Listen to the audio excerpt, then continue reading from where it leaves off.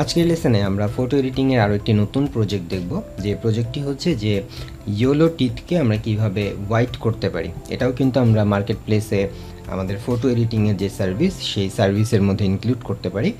তো প্রথমেই আমাদেরকে যখন ফটো এডিটিং নিয়ে কাজ করতে হয়, তখন আমরা প্রথমেই নন ডিস্ট্রাকটিভ মেথড অনুযায়ী আমাদের এই ছবিটাকে হয় একটা লেয়ার কপি নিতে হবে অথবা স্মার্ট অবজেক্ট করতে হবে। তো এর আগে কিন্তু আমরা লেয়ার কপি নিয়ে কাজ করা দেখে আসছি। আজকে আমরা দেখব যেটাকে স্মার্ট অবজেক্ট করে আমরা কিভাবে কাজ করতে পারি।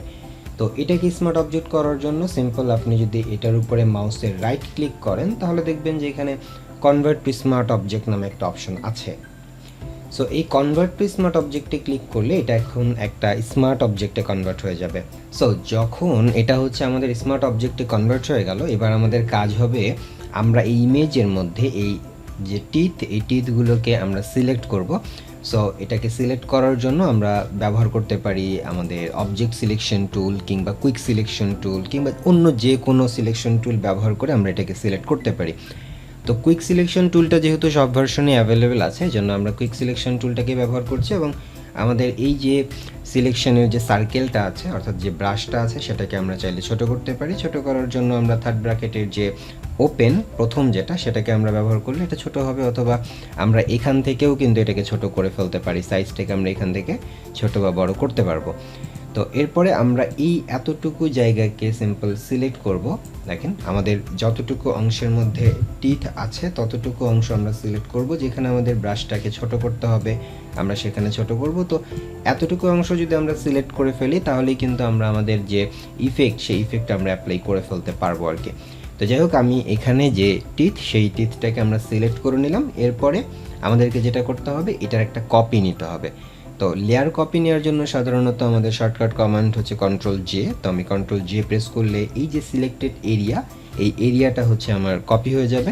সো আমরা যদি কিবোর্ড থেকে Ctrl+J প্রেস করি তাহলে দেখা যাচ্ছে যে আমাদের এখানে একটা নতুন লেয়ার তৈরি হয়ে গেছে এবং সেই লেয়ারের মধ্যে আসলে আমাদের সিলেক্টেড এরিয়াটা আছে।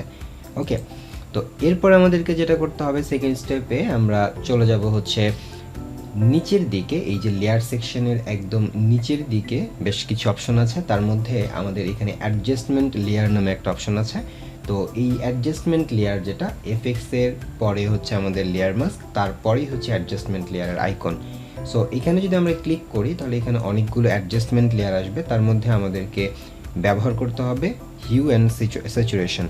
সো হিউ অ্যান্ড স্যাচুরেশনে যদি আমি ক্লিক করি তাহলে আমাদের এখানে হিউ অ্যান্ড স্যাচুরেশনের যে অপশন, সেই অপশনটা আমাদের ইনেবল হয়ে যাবে।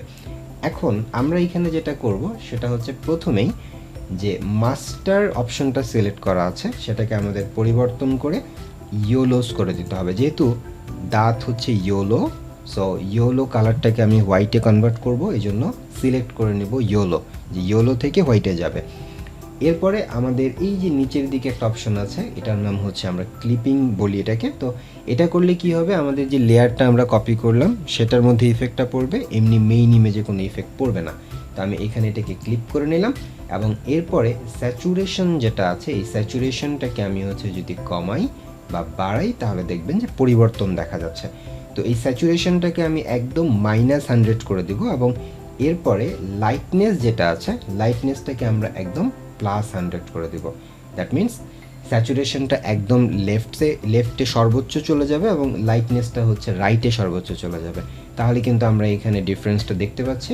দেন এতটুকু আমাদের যদি হয়ে যায় তাহলে দেখেন আমরা এখানে কিন্তু এই লেয়ার যেটা অ্যাডজাস্টমেন্ট লেয়ার, এটাকে যদি আমরা চোখটাকে যদি অফ করি তাহলে কিন্তু আমরা পরিবর্তনটা দেখতে পাচ্ছি। আমি যদি একটু জুম ইন করি তাহলে এটার পরিবর্তনটা কিন্তু আরও ভালোভাবে বোঝা যাবে।